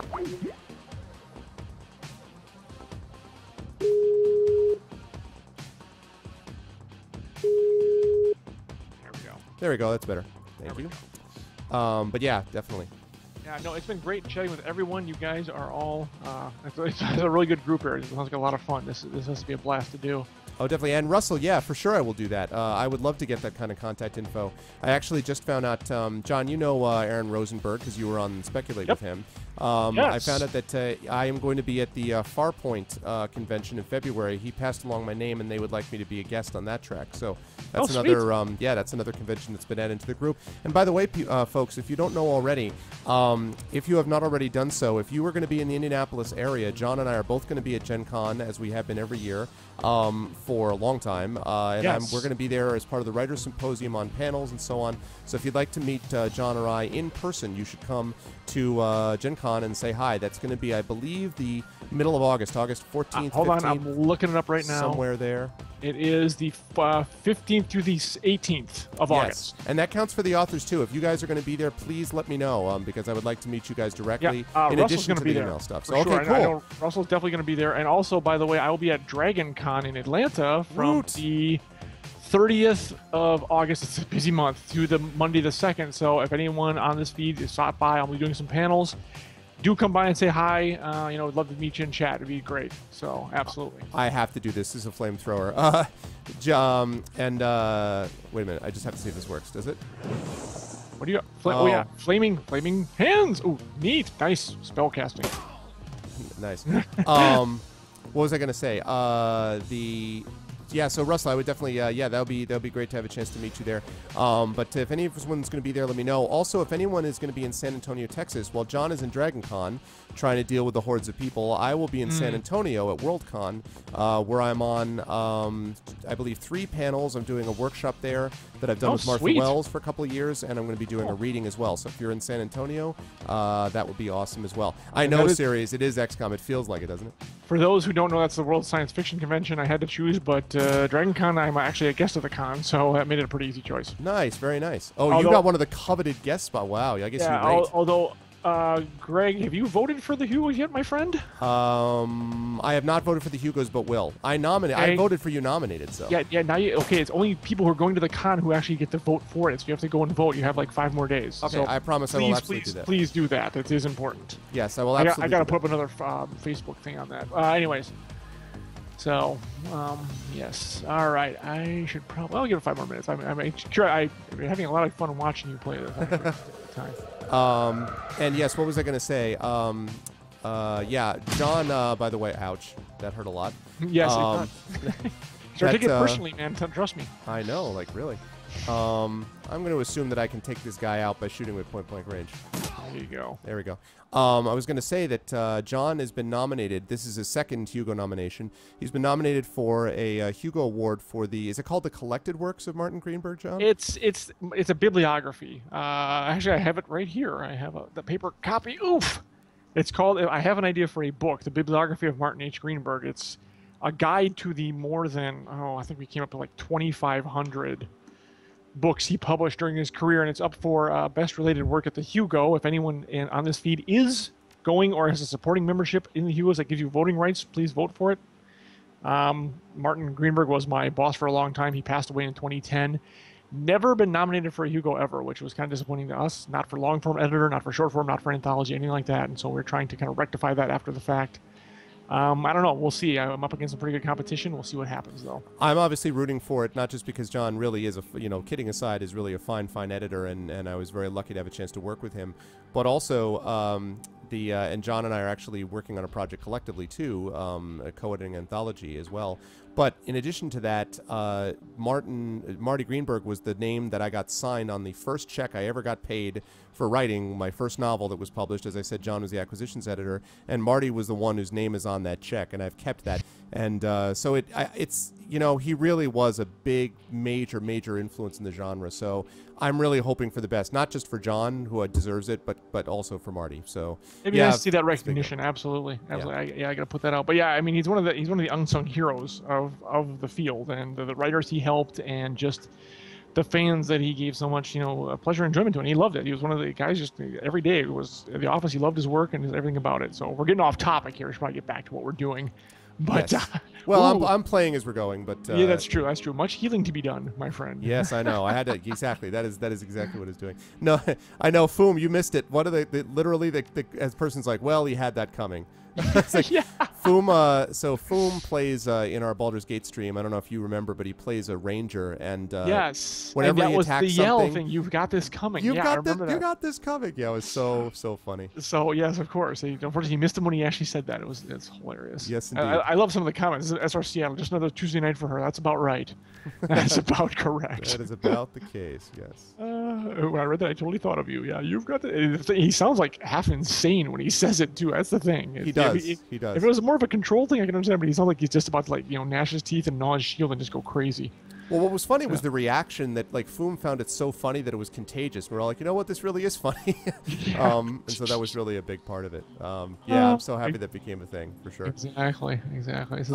So as soon as John leaves, we will do the last giveaway of the night, just so people are wondering, in case we're wondering when that last giveaway is. So, Greg, by the way, about that project, you and I should probably talk. Yes. Especially after the Frankel news. Yes. And by no word, by the way, from our other possibility. Okay. Not even a response, so I'm going to probably write that off, but you and I will talk about that later. Yes. And yes, if you ever have an opening in one of the onlines, I would love to jump in if at all possible. So sure.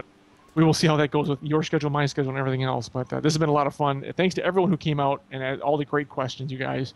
Enjoy the game. Enjoy the anthology. I think I am going to sign off here now. Okay, sounds good. Greg, thanks so much for giving me the opportunity. This has been a lot of fun. John, I can't even tell you how much I really appreciate my friend. And yes, let us chat. Drop an email or something in the next couple days. And soon. Okay. Absolutely. All right, man. Make that take happen. care. Thanks, John, so much. Yep. Bye-bye. All right. Bye-bye.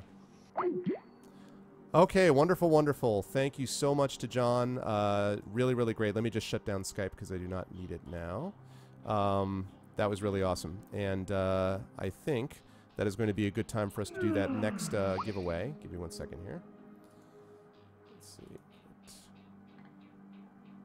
Quit Skype. Are you sure you want to quit Skype? Yes, I'm sure. Yeah, that's... Optic has donated it. So just want to say, again, I love the writing community, and this is one of the reasons why. These guys do such great work. And it was great to have all of the authors in here as well. I really appreciate it. John is a very good guy. He's a good friend, obviously, and literally, I mean, just a very good editor. So it's been, it was always an honor and a pleasure to have a chance to work with him. I think Foom's line is always an honor and a pleasure, but I really mean it. And it really means a lot to me because having a game that's so focused on story, you guys know how I roll with that. I mean, story is obviously critically important to me as well. So having a chance to do that here is really cool. I'm not stopping playing. I'm going to continue to play and continue to do the stream.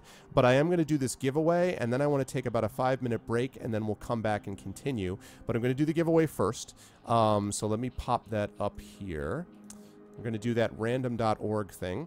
The way that this is going to work, and again, I want to thank, first of all, Netawin for giving me the Fallout Tactics and Fallout 1. That was on Steam. That was won by Paradox Zero, so thank you. But this next one is contributed by our good friend Optic Nerve Productions, also on the Baldur's Gate stream. Optic, what are the games in question? Netawin! Hey, what's up, Net? So yeah, Netawin, again, Netawin, thank you so much for the giveaway that you gave us. I really appreciate it, man. And it's been given away to Paradox Zero, who is very excited. And now Optic is giving away Shadowrun Returns, I just remembered. Thanks so much, Bull, for stopping by. Hopefully we'll get a chance to meet in person as well. Any of the people on chat, if you can send me a Twitch message, if the people are, like if the authors want to get in touch with me another way, I will obviously have access through my Twitch messages. So I'd love to get contact info from you folks as well. So if you can do that, I'd appreciate it. Thank you so much.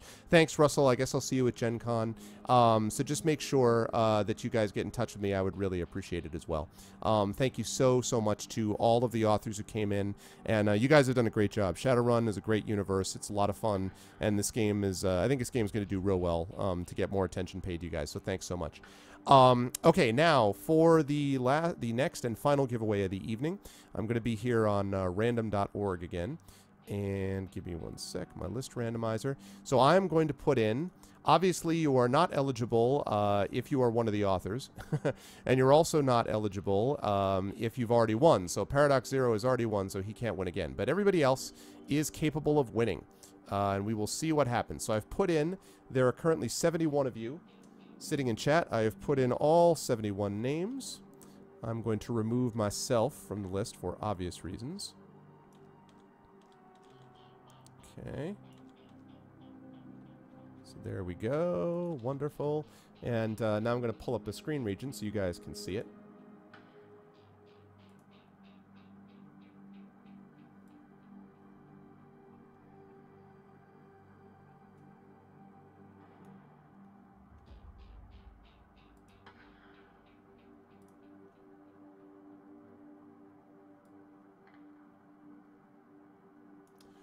Okay, everybody is on this list. Let me pull this off there. Okay, so this person who does this, the person who wins this, will win Shadowrun Returns, the game.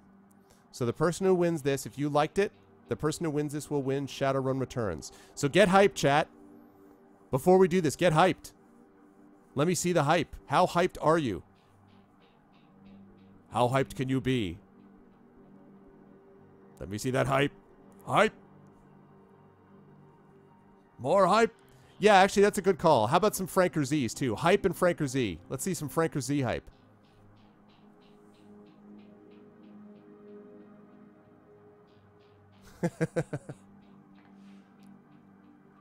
All right, here we go. This one given to you from Optic. For the love of whatever you hold holy, please. All right, here we go. Here it is. Ready? The person who's on the top of the list. I'm not going to keep changing it like Kata does. No, just kidding, Kata. So the person on the top of the list. Right now it's Rookie, but that doesn't mean anything because he's just the top of the list for that I took.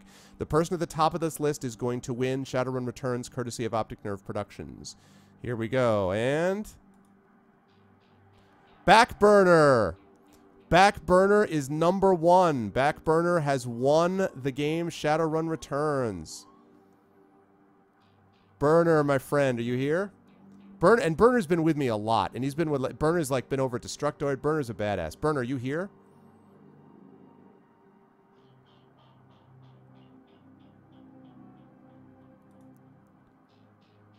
Is Burner here? Is he here? Reroll. I didn't technically say that people had to be here, but Burner here, Burner. Going once. I just need to off the 13 people in front of me.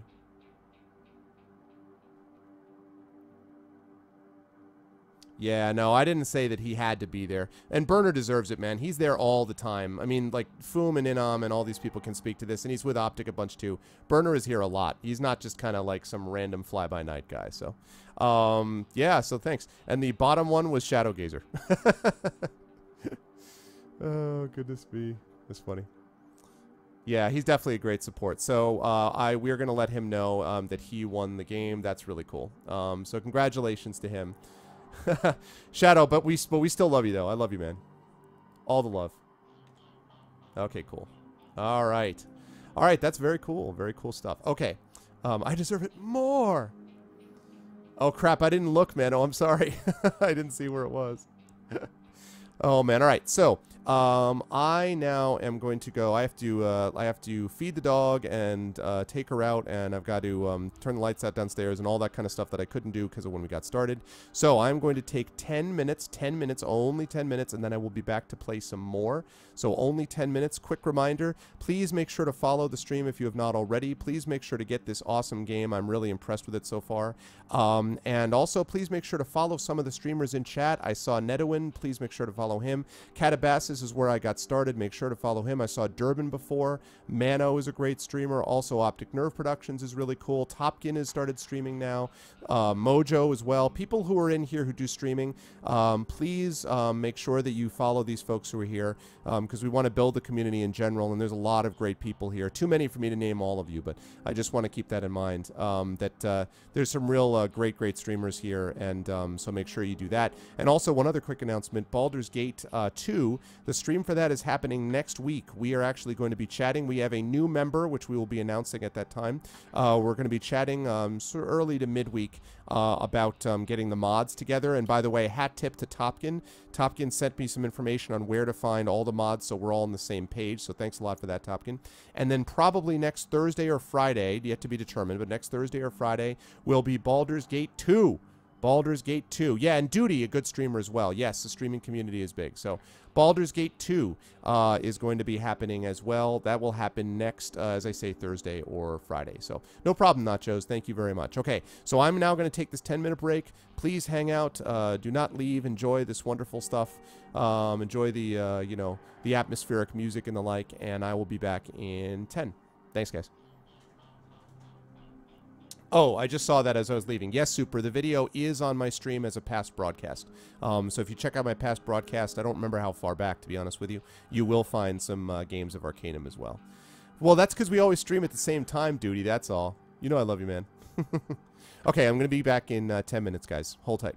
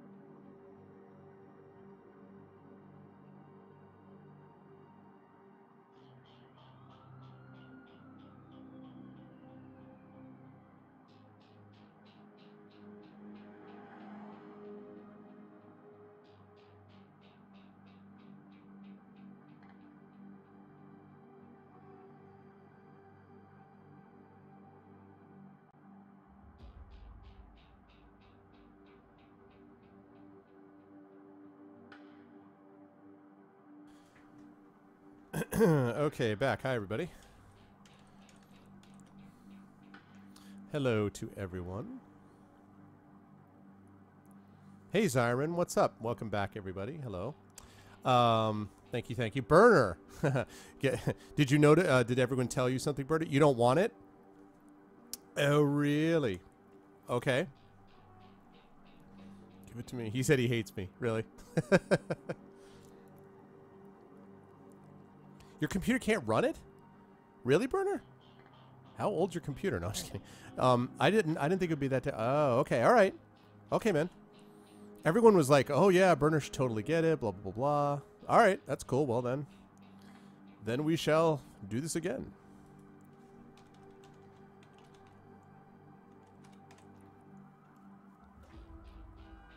Rubik's, what's up, man?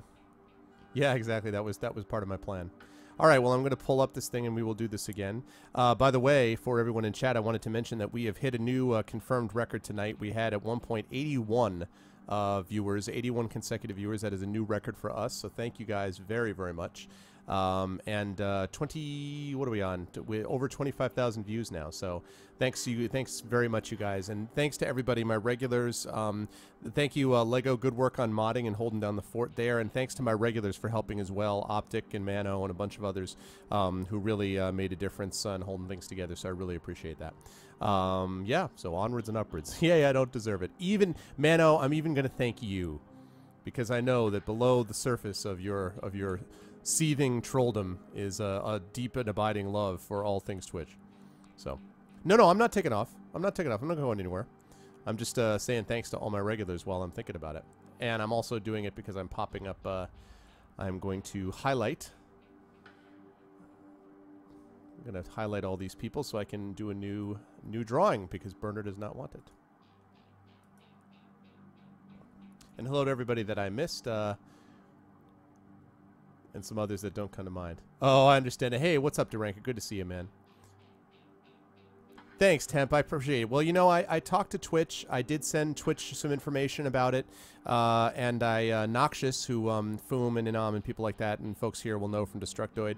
Noxious even tried to, you know, push it and see what we could do. And, you know, there's only so many things they can do. I mean, they got a lot of stuff on their plate. I'm not going to complain about Twitch. I mean, as Foom has said very well, Twitch does really pretty much a great job. I always feel like our complaining about Twitch is kind of like the family member, like the uncle that everyone's like, oh man, that uncle, but you actually really care about the uncle. You know, it's just like you really love them, but man, they can do crazy things.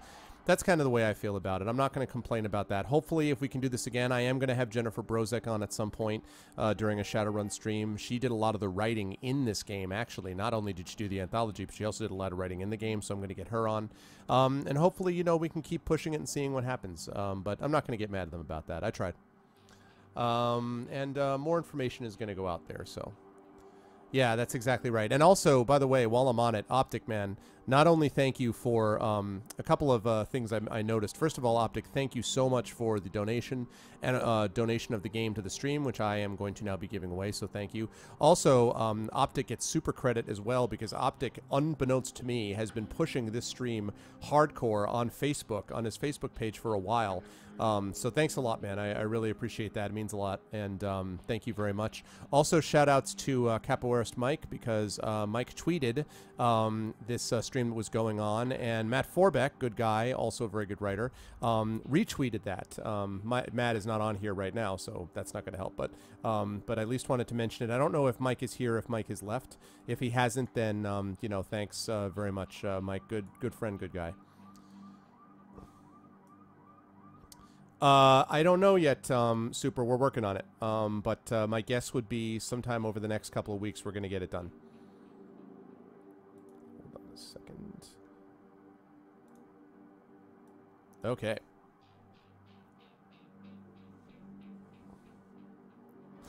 Man. Yeah. No, I understand. Hey, what's up, Mull? When did Mulligan show up? What's up?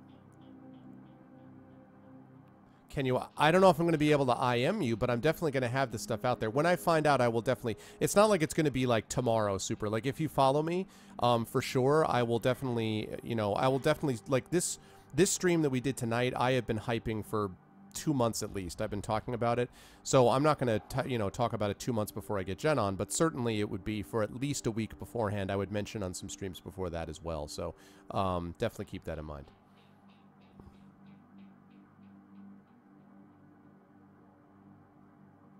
Okay. Here we go. Oh, you were here for good while we're lurking. Okay, good to see you, all. All right, here we go. So is everyone ready? So Burner has turned it down, and actually I should pull Burner off of the list then.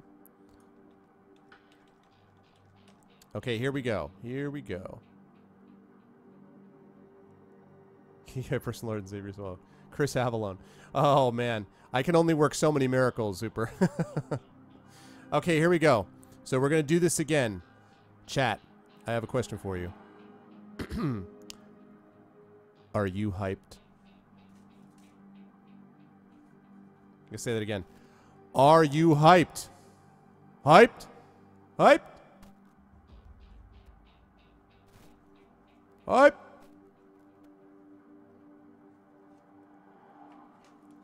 Nope. Hype. Hey, Porquitos. Hype, hype, hype, hype, hype. Type. Drunk hype. Fight. What's up, man? All right, here we go.